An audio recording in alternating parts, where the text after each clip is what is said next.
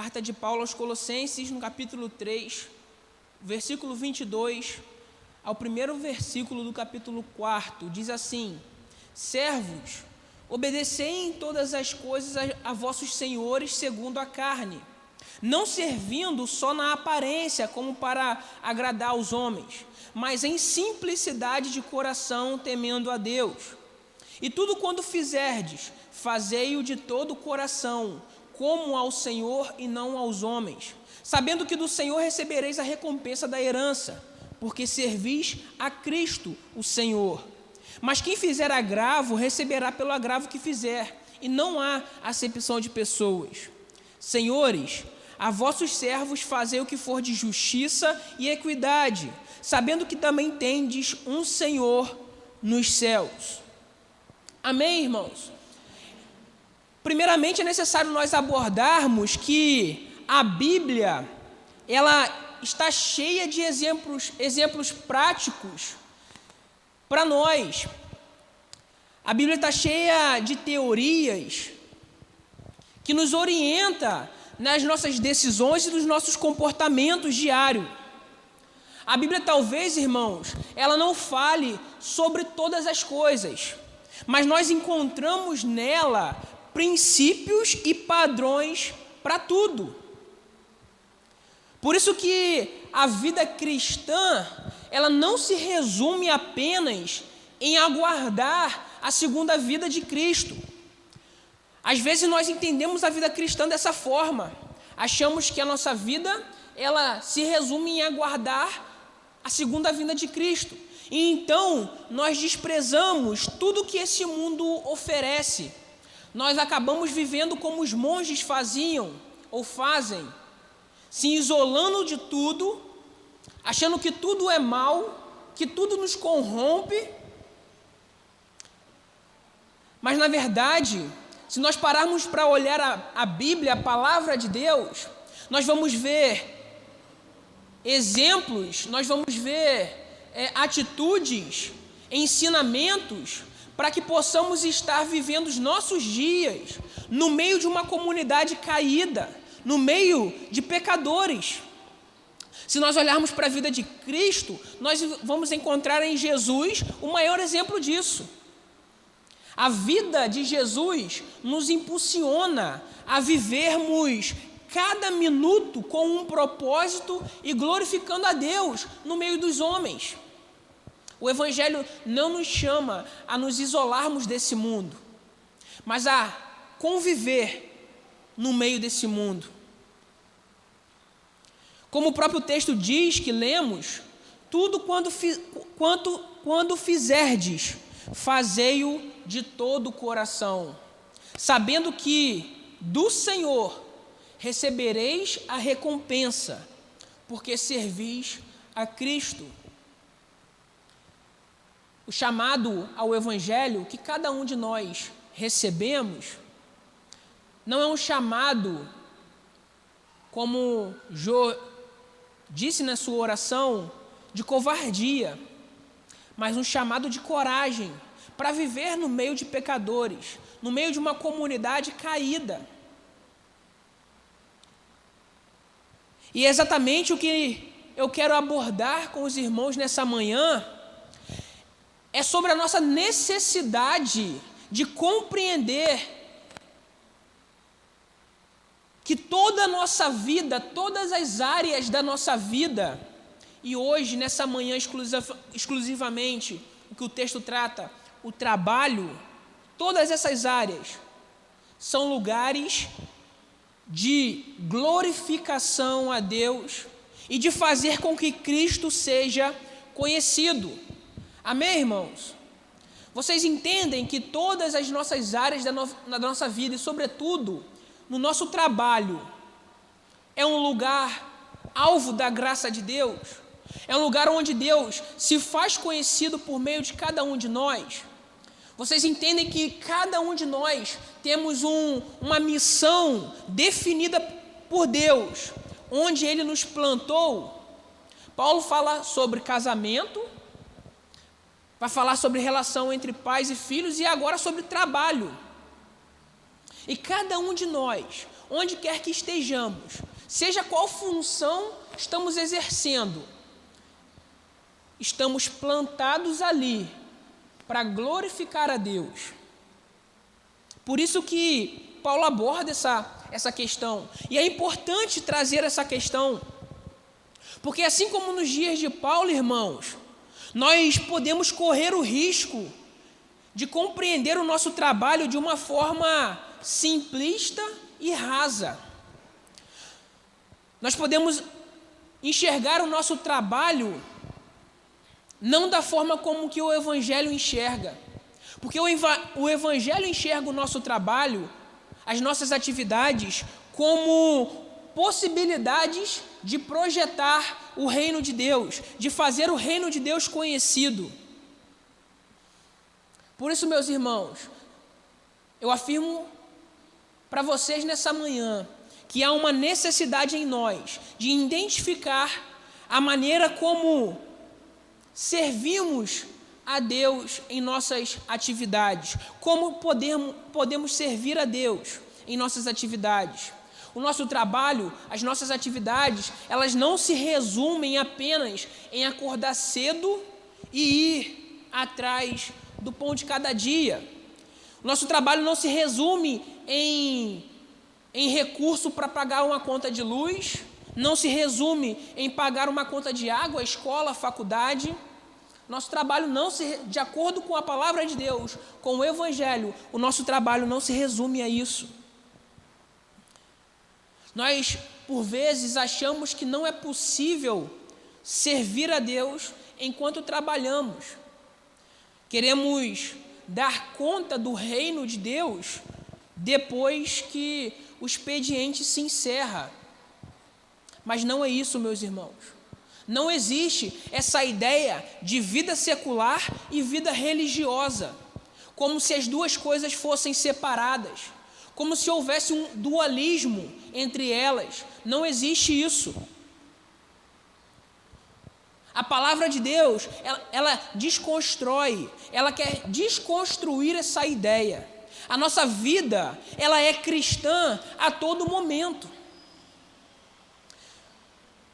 O reino de Deus, ele está presente entre os homens.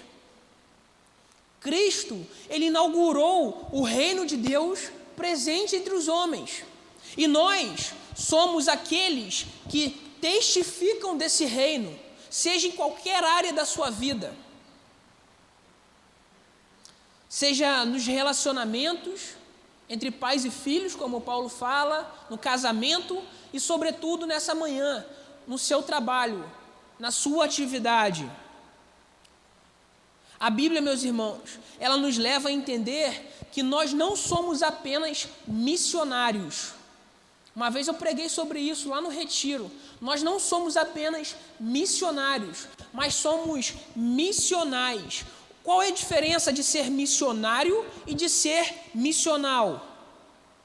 Porque o missionário, como nós sabemos, é aquele que vai para um determinado lugar, sobre um determinado tempo, realizar um tipo de trabalho. E missional é aquele que tem em seu DNA a missão. É aquele que em todo lugar que estiver, fazendo o que tiver de ser feito, está realizando a missão de Deus. Amém, irmãos? Dá para entender isso? Amém? Possuímos, meus irmãos, um DNA que nos identifica como missionários em tempo integral. Nós possuímos, cada um de nós, podem ter certeza disso, nós possuímos um papel importante na missão de Deus, em qualquer lugar que estamos. Irmãos, precisamos olhar para o que Deus tem feito no mundo, precisamos olhar para o que Deus tem feito na nossa cidade, precisamos olhar para o que Deus tem feito na nossa igreja e participar da missão de Deus. Nós estamos sob a missão de Deus, precisamos entender isso. Cada um de nós não temos uma missão específica. mas todos nós temos a missão de Deus. E o local que estamos é para realizar essa missão. Nós precisamos enxergar o mundo com essa ótica. Você, eu, não estamos nesse mundo para deixar herança aos nossos filhos, porque elas se vão. Nós não estamos nesse mundo para nos tornarmos uma pessoa importante na sociedade, de relevância na sociedade. Não estamos aqui com esse propósito. Estamos nesse mundo com o propósito de realizar a missão de Deus. E olha quão gracioso é isso. O Deus Todo-Poderoso permitir com que o seu povo, pessoas pecadoras como nós, possamos participar dessa missão, daquilo que Deus tem feito durante a história. Precisamos enxergar com esse óculos, com esses óculos, os óculos do Evangelho. O Evangelho nos chama a realizar a missão de Deus, onde quer que estamos. Por isso que Paulo vai trazer, o nosso primeiro ponto nessa manhã, é que o Evangelho, ele molda os servos. E os servos aqui não é o de servir como diácono, mas servo de trabalhador. O Evangelho molda aqueles que trabalham. Logicamente, quando o texto fala sobre servos, ele está falando da palavra grega doulos, que significa escravo. Paulo aqui nessa carta, nesse trecho, está escrevendo aos escravos dos seus dias e aos senhores de escravos. Nos dias em que Paulo escreve, a maioria do povo de Deus e da sociedade romana era composta de escravos. Nessa mensagem, meus irmãos, eu não quero comparar as nossas atividades trabalhistas com a escravidão, de forma alguma. Eu só quero utilizar esse texto para fundamentar a maneira como que nós enxergamos o nosso trabalho. Não estou chamando ninguém aqui de escravo e quem é chefe de senhor de escravo. Mas eu quero utilizar esse contexto, esse texto que Paulo escreve aos escravos, aos senhores de escravos, para fundamentar a maneira como que nós enxergamos as nossas atividades trabalhistas, seja como patrão, seja como funcionário. Paulo, ele inicia aqui a sua advertência, a sua admoestação, escrevendo aos servos, aos trabalhadores, dando uma ordem. E a ordem é essa: obedecei em todas as coisas a vossos senhores segundo a carne. Aos nossos patrões, né, nós podemos reafirmar, né, ou reescrever dessa forma, parafrasear dessa forma. Obedecei em todas as coisas aos vossos patrões, segundo a carne. Então, meus irmãos, Paulo traz para nós, após essa ordem, ele traz para nós a implicação de obedecer. Porque quem obedece ao seu patrão, ao seu senhor, segundo a carne, está obedecendo ao próprio Deus. Logicamente, meus irmãos, há uma reciprocidade nisso. Nós vamos chegar lá. Nós vamos chegar também nos deveres dos patrões, dos senhores. Mas, além dessa implicação, existe uma ordem, obedecer em todas as coisas. Existe uma implicação. Quem obedece, obedece ao seu próprio Deus. E há também alguns padrões de obediência que Paulo nos traz no texto. E o padrão é não servindo só na aparência, mas em simplicidade de coração, temendo a Deus. Difícil. Às vezes queremos servir na aparência, né? Para nos mostrar proativos. para nos mostrar pessoas habilidosas, mas o padrão de obediência que Paulo ordena à igreja, aos cristãos em Colossos, e contextualizando os nossos dias, para cada um de nós, é para que possamos obedecer em todas as coisas, porque obedecer significa obedecer a Deus, e não de forma aparente, mas com simplicidade de coração, temendo a Deus. Meus irmãos, isso quer dizer que a maneira como que trabalhamos e realizamos as nossas atividades refletem a nossa vida com Deus e a maneira como que o Evangelho molda a nossa vida. A maneira com que trabalhamos, com que servimos, com que realizamos as nossas atividades, refletem a nossa vida com Deus e a maneira como o Evangelho molda a nossa vida, a maneira como que levamos as nossas atividades, nosso trabalho, vai refletir a nossa vida com Deus e como o Evangelho molda a nossa vida. É exatamente isso que Paulo está tratando no texto. Se nós somos bons servos ou bons funcionários, é porque nós somos bons cristãos. Ou melhor, todo bom cristão é naturalmente um bom funcionário. Todo bom cristão é naturalmente o bom funcionário.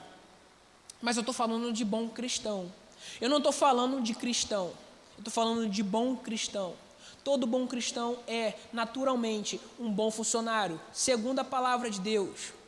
Por quê? Porque nós partimos da compreensão que na nossa atividade nós estamos refletindo a imagem do nosso Senhor dos Senhores. Nós não realizamos as nossas atividades para agradar homens, mas para agradar a Deus. Então, tudo aquilo que você faz no seu trabalho não é para o seu patrão ver, mas primeiramente é porque Deus está vendo. E porque Deus está vendo, fazemos de forma honesta, simples e de coração. Amém, irmãos? Difícil, não é? Complicado, mas esse é o padrão, essa é a forma com que a palavra de Deus e com que o apóstolo Paulo, inspirado por Deus, adverte a sua igreja. Todo bom cristão é naturalmente um bom funcionário. E, meus irmãos, curiosamente, foi a lógica desse texto, a verdade desse texto, de que o cristão é um bom servo porque antes serve a Deus, exatamente por isso que os países protestantes, no século XVII, século XVIII, pós-reforma protestante, que celebramos, dia 31 de outubro, agora nós celebramos 502, amém? 502 ou 503? 502, foi 1517, 17, 18, 19, 503 anos de reforma. Foi a lógica desse texto, de que tudo que fazemos não para o nosso patrão, mas para Deus, que levou os países protestantes, olha só, a serem potências econômicas. Alguns professores, algumas literaturas afirmam que o capitalismo, eu que não quero defender capitalismo, não quero defender socialismo, não quero defender nada disso, mas eu só estou trazendo a título de curiosidade para nós nessa manhã, que o capitalismo foi impulsionado pelos cristãos protestantes. Por que, meus irmãos, que o capitalismo foi impulsionado pelos cristãos protestantes? Porque eles prosperavam economicamente, porque eles trabalhavam de forma correta, eles não desperdiçavam tempo, e quem desperdiça tempo, desperdiça dinheiro. Porque eles não fazem para os homens, eles fazem para Deus. Então, a título de curiosidade para nós, né? Por que os países protestantes são as potências mundiais econômicas? Porque os protestantes, pós-reforma, trabalhavam crendo que faziam para Deus e prosperavam. É interessante que Yasmin, ela cursa na UF assistência social. É assistência social que fala? É, né? É, Yas. Assistência social. E a UF, ela é enviesada, né, ideologicamente. E eles lá estavam criticando a igreja, os protestantes, por terem impulsionado o capitalismo. Mas é uma realidade. Todo bom cristão é um bom funcionário e tende a prosperar no local onde se encontra. Obviamente, meus irmãos, você deve estar se questionando, existe aqueles funcionários cristãos que não cooperam em nada. Eu já vi muita gente criticar cristão, funcionário cristão. Eu já vi muita gente falar que só quer repreender, que só quer ficar orando no local de trabalho, evangelizando. Mas, meus irmãos, como eu disse, ser cristão não significa ser um bom cristão. É triste dizer isso, mas em nossos dias, ser cristão não significa refletir a imagem de Cristo, o que deveria ser, mas não significa que seja. Muitos cristãos muitos daqueles que afirmam ser cristãos não possuem a Bíblia como uma cartilha ética, moral e, além disso, não possuem a Bíblia como a palavra de Deus, nem conhecem o Evangelho que molda e que transforma todas as coisas. Irmãos, o Evangelho, ele tem poder para moldar e transformar todas as coisas, até mesmo os nossos serviços prestados. O Evangelho, ele nos impulsiona a buscar agradar os nossos empregadores. Por quê? Porque, acima de tudo, nós estamos fazendo para agradar a Deus. E quando nós realizamos as nossas atividades agradando a Deus, estamos agradando a quem nos emprega. No contrário, o trabalho feito por aparência não é uma questão apenas de ludibriar o patrão. O trabalho feito por aparência é identificado como uma forma de desagradar a Deus. Então, quando nós estamos realizando algo por aparência, nós não apenas estamos enganando as pessoas, mas estamos desagradando a Deus. O que é mais importante numa perspectiva de um bom cristão? Um bom cristão observa aquilo que Deus está observando. Um bom cristão, ele primeiro pensa na palavra de Deus, primeiro pensa no desejo de Deus. Toda vocação e qualquer serviço que se puder fazer para o Senhor tem que ser feito de uma forma verdadeira, de uma forma excelente e de coração, como diz o versículo 24.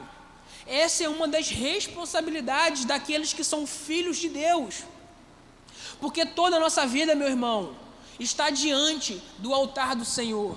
Tudo aquilo que fazemos está diante do altar do Senhor. E é exatamente esse o significado de adoração. Uma vida inteira e em todos os aspectos dedicada ao Senhor. Como o texto diz, tudo o que fazemos é para o Senhor e não para os homens. E Ele galardoará tudo o que for colocado diante dele. Versículo 24.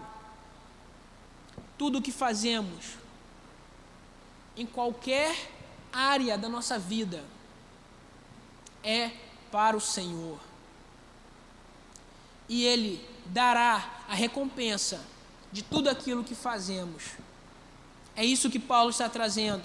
E da mesma forma que os servos, os trabalhadores, os funcionários têm os seus deveres, o Evangelho nos dá esses deveres, esses valores, os patrões também têm. Por isso que é uma relação recíproca. O Evangelho molda os senhores, os patrões. Versículo 1 do capítulo 4. Diz assim: Senhores, a vossos servos fazei o que for de justiça e equidade, sabendo que também tendes um Senhor nos céus. A vós, servos, ou seja, a vós, patrões, empregadores, fazei o que for de justiça e equidade, ou respeito, sabendo que tendes um Senhor no céu. Quando eu falei sobre as obrigações dos servos e que havia uma reciprocidade, é porque o Evangelho também é o poder de Deus para moldar e transformar a relação entre patrão e funcionário. Nós podemos dizer que os empregadores, eles possuem responsabilidades da mesma forma que os empregados, pois a maneira com que lidam com os seus funcionários revela a sua vida com Deus. A maneira com que os patrões lidam com os seus funcionários revela a sua vida com Deus. A maneira com que o Evangelho molda a sua vida com Deus, melhor dizendo, a sua vida com Deus se revela no seu relacionamento entre patrão e funcionário. É necessário abordar, meus irmãos, que nos dias de Paulo, os senhores de escravos, eles não tinham deveres nenhum com seus escravos, porque os escravos não tinham deveres, não tinham direitos. Como disse, meus irmãos, eu não quero comparar as nossas atividades com a escravidão, mas para que tenhamos uma certa noção do impacto que o Evangelho causou naqueles dias, sobre a cultura, sobre as leis, sobre os direitos. É necessário a gente afirmar que o Evangelho, segundo o apóstolo Paulo, ele passa a exigir dos senhores de escravos uma justiça e respeito.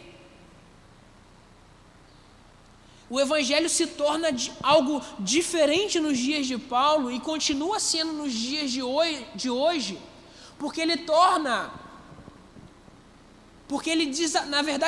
desafia a cultura, as leis e os direitos.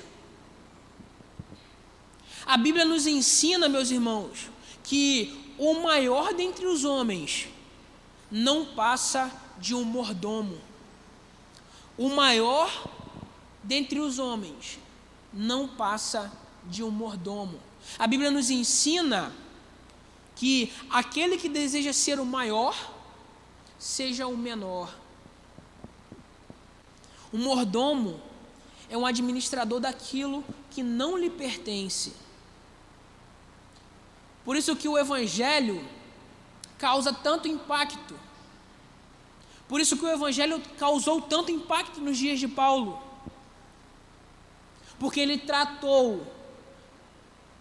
trata escravos e senhores de forma igual, patrões e empregados de forma igual. O apóstolo Paulo, ele admoesta o empregador para que trate com justiça e com equidade seus funcionários. O que ele quer dizer com isso? Que todo empregador deve respeitar integralmente, hoje está agarrando algumas palavras, né? integralmente o empregado. Porque os direitos e valores do empregado foram adquiridos pelo Criador. Portanto, assim como Deus, Ele é justo e nos garante, por meio de Cristo, uma recompensa, cada funcionário, ele tem direito de receber uma justa porcentagem do fruto do seu trabalho. E quando o empregador, ele nega esse direito ao funcionário de receber por aquilo que trabalhou, ele está rejeitando a justiça que Cristo fez por nós. Deus, ele é justo, não é? Amém? Cristo fez essa justiça de Deus. Amém? Por isso que Deus não nos mandou já direto para o inferno. Por quê? Porque Cristo foi a justiça de Deus. A morte de Cristo, a vida, morte e ressurreição de Cristo fez com que nós nos tornássemos justos diante de Deus. Então Deus não nos manda para o inferno, por quê? Porque Cristo se fez justiça. Amém? E quando o empregador, ele nega ao empregado o direito que ele tem por ter trabalhado, ele rejeita a justiça de Deus, Cristo. Olha como isso é grave. Ser injusto para com os trabalhadores é o mesmo de rejeitar a justiça que Deus fez em Cristo e que beneficia aquele que é filho de Deus. Como está escrito em 1 Timóteo 5,18, o trabalhador é digno da sua remuneração. Como querer a justiça de Deus se não somos justos uns com os outros? Como? Se não somos justos uns com os outros, como que queremos ser justos diante de Deus? O Evangelho nos torna iguais. Não há acepção de pessoas. Paulo escreve isso no texto que lemos. Não há acepção de pessoas. Não há acepção de raças, de cor. Acabamos de celebrar o Dia da Consciência Negra, que trata sobre isso. Eu não quero levantar nenhuma questão sobre o assunto, até porque eu não sofro aquilo que os negros sofrem. Mas eu quero abordar que nós somos iguais, não só na raça, mas como empregado e empregadores. O Evangelho nos torna iguais. E se queremos a justiça de Deus, que é Cristo, que é a pessoa de Cristo, como podemos ser injustos uns com os outros? De igual modo, meus irmãos, o empregador, ele deve tratar todos os seus trabalhadores da mesma forma. Todos somos iguais e recebemos o devido valor e justiça. E num mundo tão injusto como o nosso, num mundo tão corrupto como o nosso,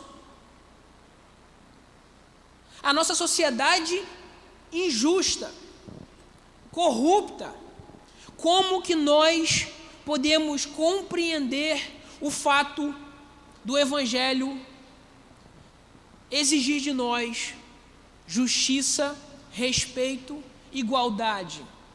Às vezes nós lemos a palavra de Deus, compreendemos o que ela está tratando e achamos que não passa apenas de uma utopia. Achamos que o Evangelho está fora da realidade. Porque não tem como ser justo numa sociedade tão injusta. Não tem como ser honesto numa sociedade tão corrupta. Não tem como ser altruísta numa sociedade tão egoísta. Meus irmãos, precisamos entender a palavra de Deus com fé, de que esse é o padrão para aqueles que são seus filhos. Aqueles que possuem os valores do reino de Deus são aqueles que, com essas verdades, com essa mensagem, testificarão de Deus no meio da sociedade corrupta, injusta. Seja qual for o resultado, irmãos, se somos perseguidos ou não, se seremos rejeitados ou não, se passaremos necessidade ou não,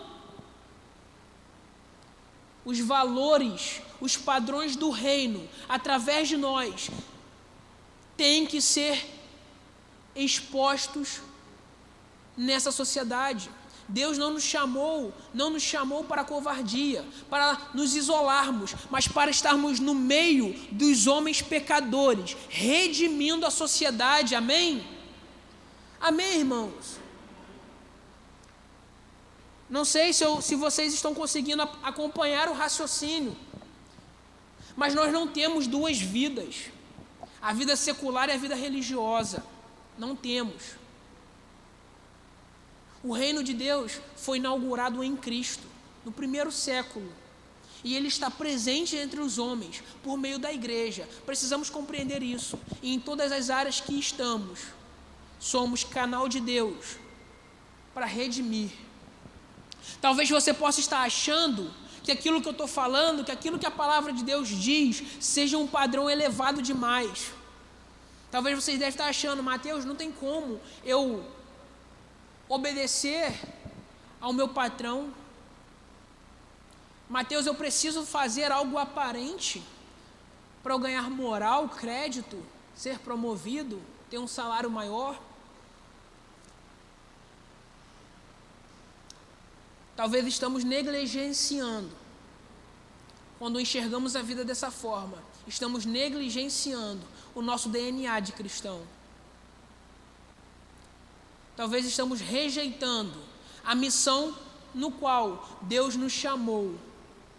E então estamos rejeitando a graça de participar da missão de Deus.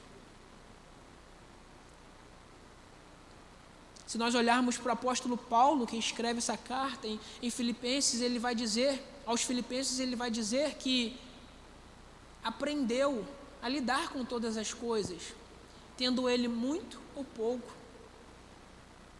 Aprendeu a passar fome e a ter fartura. E nós?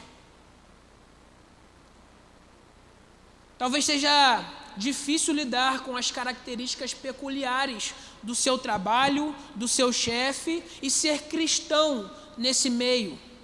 Você pode achar que talvez isso seja difícil. Mas foi para isso, para viver em comunidade, que Deus nos chamou. Numa comunidade caída e pecaminosa. Vamos olhar para o povo de Deus na Babilônia. Jeremias vai dizer que devemos orar, plantar, edificar e ter filho na nossa Babilônia. Na Babilônia. Devemos olhar pela paz e pela prosperidade, Jeremias fala ao povo de Deus, da Babilônia. Irmãos, precisamos orar e trabalhar pela prosperidade da Babilônia na qual estamos inseridos. Seja no seu local de trabalho, seja na sua cidade, seja no nosso estado, no nosso país ou no mundo inteiro, devemos trabalhar, plantar, edificar casas, ter filhos na nossa Babilônia. Ainda estamos numa Babilônia, irmãos. Nós não estamos na nossa terra. O povo de Deus ainda não chegou à terra prometida, amém? Entendemos isso? Carapebus não é a nossa terra, amém? Amém? O Carapebus é a nossa terra? Não é. O povo de Deus está exilado. Nós estamos vivendo um exílio. E enquanto estivermos vivendo esse exílio, vamos viver com as injustiças, com a impiedade, vamos viver com a corrupção. Mas devemos nos isolar disso? Não. A Bíblia nos chama, a palavra de Deus nos chama para estarmos no meio dessa Babilônia, redimindo com os padrões do reino de Deus. Não vamos nos isolar como fizeram os discípulos quando Jesus foi crucificado. ficar entre quatro paredes, orando e aguardando a ressurreição ou a vinda de Cristo. Devemos estar espalhados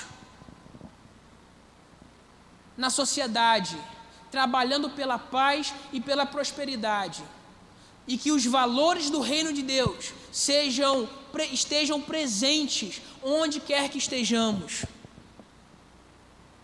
E mesmo que tenhamos que lidar com essas questões, com a injustiça, com a impiedade, mesmo sabendo que seremos injustiçados, perseguidos, desrespeitados, nós precisamos colocar em prática os valores do Evangelho, os valores do reino de Deus.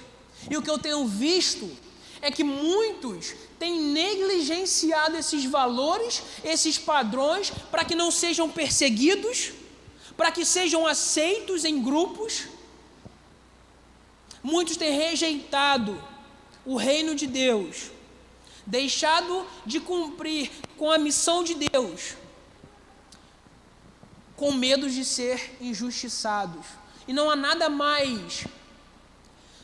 que autentica um bom cristão do que a perseguição, do que a injustiça. E sabe como nós tratamos com a injustiça? Com a justiça. Sabe como nós tratamos com a perseguição? Orando, amando. E é dessa forma que Deus é propagado. Irmãos, Deus poderia utilizar de muitas formas, e Ele utiliza de muitas formas para ser conhecido entre os homens. Mas aprove a Deus reunir um povo, e esse povo testificar sobre Ele. Nós não podemos esquecer que a nossa vida, que cada um de nós temos um propósito de glorificar a Deus. Porque se não fosse esse propósito, para que serviria a nossa vida? Nós nascemos, crescemos, trabalhamos, estudamos, ou melhor, estudamos, trabalhamos e morremos. Para que serviria a nossa vida se não fosse para glorificar a Deus? E por que tememos aos homens? Por quê? Nós somos um canal de redenção, onde estamos plantados. E a maneira como que nós nos comportamos, enxergamos o Evangelho e tudo em nossa vida, faz com que o nosso papel seja cumprido. Concluindo, meus irmãos, todo bom cristão deve estar consciente de quem realmente paga o seu salário. E quem paga o nosso salário, meus irmãos? Quem paga? Não é o nosso patrão, mas é o Senhor. É o Senhor que nos dará a recompensa. Aquilo que nós almejamos, é o Senhor que nos dará. Não são os homens. Às vezes esquecemos disso, que quem paga o nosso salário não é aqueles que nos empregam, mas é o Senhor. E se temos que agradar alguém, temos que agradar ao Senhor. Logicamente, nós não estamos tratando de um pagamento em dinheiro, de um salário em dinheiro, mas uma recompensa futura que se dará na volta de Cristo. E essa recompensa é a herança que o Filho de Deus conquistou e que nos permitiu gozar plenamente de seus benefícios. É esse salário que estamos aguardando. É essa recompensa que o povo de Deus tem buscado. E às vezes muitas vozes nos deixam levar para outros caminhos, aguardar outras recompensas. Recompensas essas que o mundo, que a sociedade, que o outro pode tomar de nós. O povo de Deus ainda está, nunca esqueça disso. Se você puder salvar algo no seu coração, nos arquivos do seu coração. Salve que o povo de Deus ainda está em cativeiro, ainda está fora da terra prometida, e nós ainda estamos trabalhando sob opressão nesse mundo cheio de injustiça. O povo de Deus na Babilônia trabalhou sobre opressão.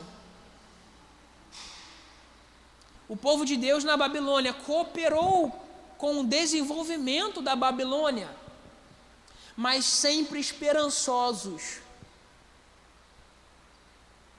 Sempre esperançosos na libertação,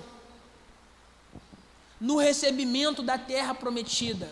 Logicamente que durante aquela estadia na Babilônia, muitos identificaram que a Babilônia era o seu lar. A história vai nos dizer que 1/3 do povo de Israel na Babilônia voltou para Israel, porque os demais entenderam que a Babilônia era o seu local de moradia. Mas que sejamos nós, esse 1/3, estamos em cativeiro, trabalhando para o desenvolvimento da nossa Babilônia, mas esperançosos na nossa libertação e na nossa chegada na terra prometida. Amém? Enquanto ainda estamos cativos, devemos trabalhar, irmãos, colocando em prática os valores do reino de Deus, buscando paz, prosperidade, porque isso faz parte do DNA de quem pertence ao reino de Deus. Pedro vai nos chamar de peregrinos. Peregrino é o quê? É aquele que está numa terra estranha, mas que não se esqueceu da sua origem e que está nessa terra estranha, colocando em prática os padrões da sua terra original. Daniel na Babilônia.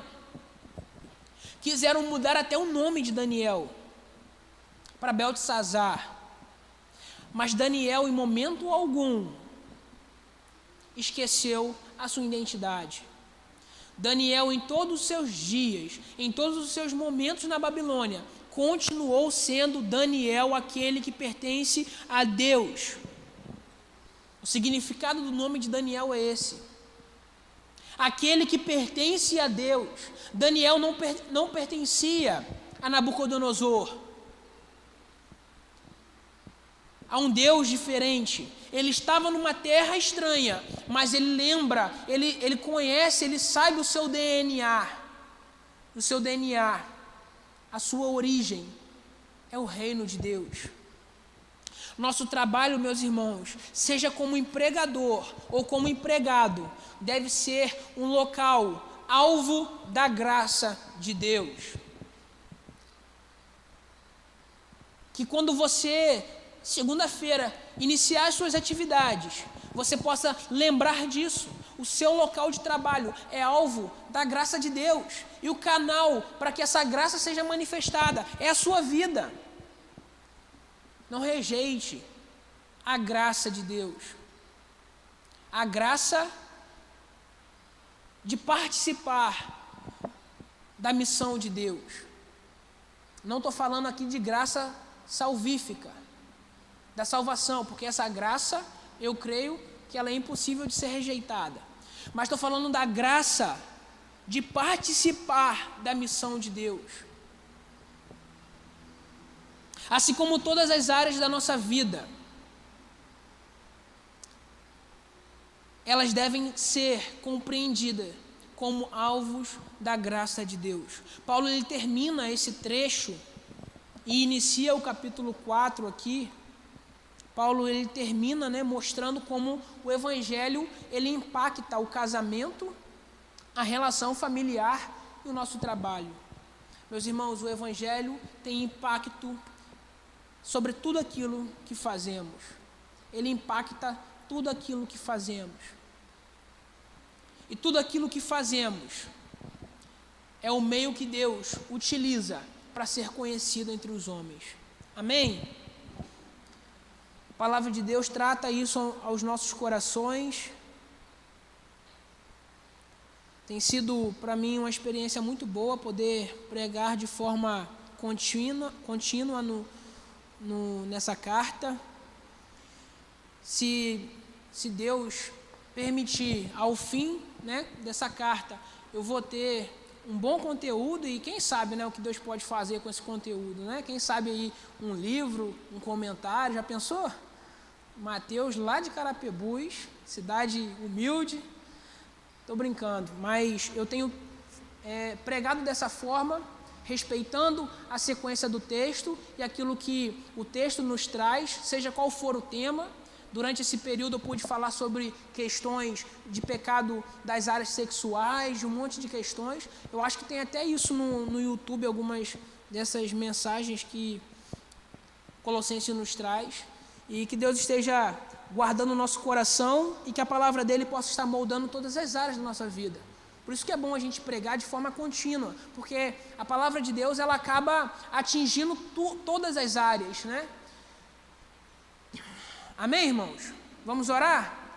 Deu para nós compreendermos mais um pouco dessa questão de como o Evangelho molda o nosso local de trabalho, aqueles que são patrões, aqueles que são empregados, deu para entender? Então que você possamos reorientar a maneira como que nós enxergamos a nossa vida e, sobretudo, o nosso local de trabalho. Amém?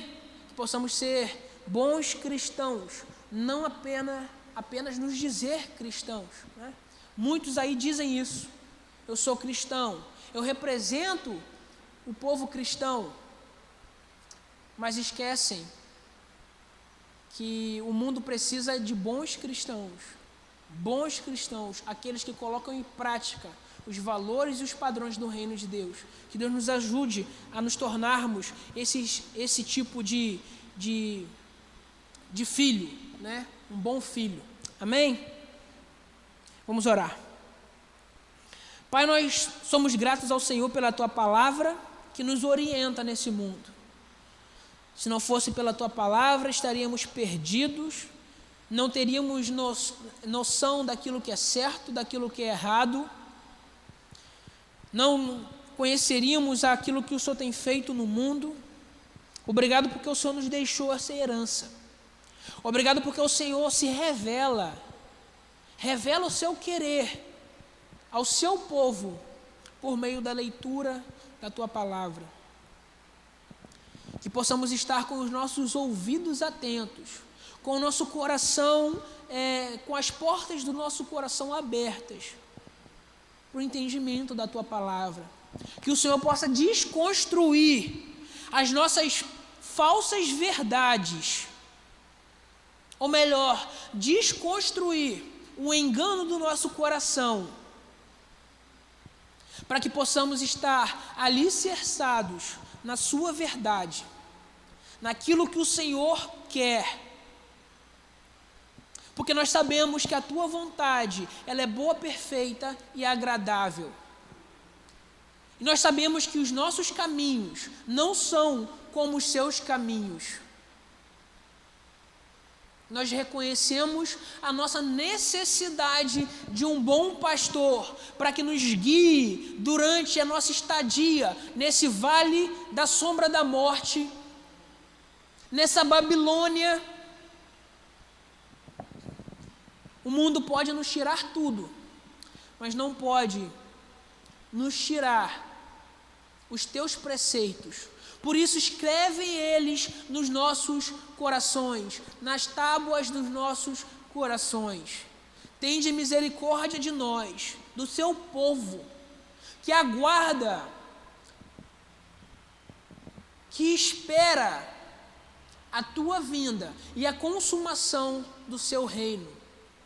Nos dê forças, para que enquanto estivermos vivendo esse período, até a Tua vinda, nos dê forças para continuar trabalhando pela paz, pela prosperidade, vivendo de forma justa e digna do Senhor. Que o Senhor possa estar reorientando os nossos corações, reorientando as nossas orações, os nossos pedidos, reorientando os nossos desejos, conforme aquilo que tu queres. Que o teu reino possa estar presente entre nós, que venha o teu reino, que faça a tua vontade. Não a nós, Senhor, mas o Senhor, seja a honra, seja a glória, seja o domínio. Em Cristo nós oramos, crendo que o Senhor tem ouvido os clamores do seu povo. Com essa convicção, com essa certeza, nós viemos aqui nessa manhã, crendo que em Cristo o Senhor tem nos escutado. Oramos ao Senhor. Amém. Amém, irmãos?